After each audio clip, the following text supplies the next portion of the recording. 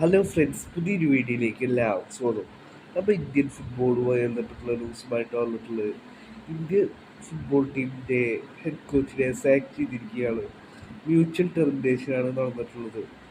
ഇരു കൂട്ടരും mutual termination നടത്തിയിരിക്കുകയാണ്. ഇത് മാർക്കസ് ബർഗുലാവാണ് ഈ ന്യൂസ് പുറത്തുവിട്ടിട്ടുള്ളത്.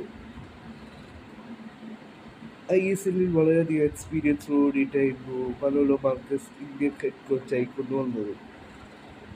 ഡ്യുവൽ റോൾസ് ആയിരുന്നു മനോലോ മാർക്കസ് ഇന്ത്യൻ ഫുട്ബോൾ ടീമിൻ്റെ ഹെഡ് കോച്ചായി വരുമ്പോൾ ഉണ്ടായിരുന്നത്. ISL-ൽ FC ഗോവയുടെ ഹെഡ് കോച്ചാണ് നിലവിൽ മനോലോ മാർക്കസ്. ആ ഒരു സ്ഥാനത്തിരുന്നുകൊണ്ടായിരുന്നു ഇന്ത്യയുടെ ഹെഡ് കോച്ചായിക്കൊണ്ട് ഇന്ത്യൻ ഫുട്ബോൾ ടീമിൻ്റെ ഹെഡ് കോച്ചായിക്കൊണ്ട് മനോലോ മാർക്കസ് ഉണ്ടായിരുന്നത്.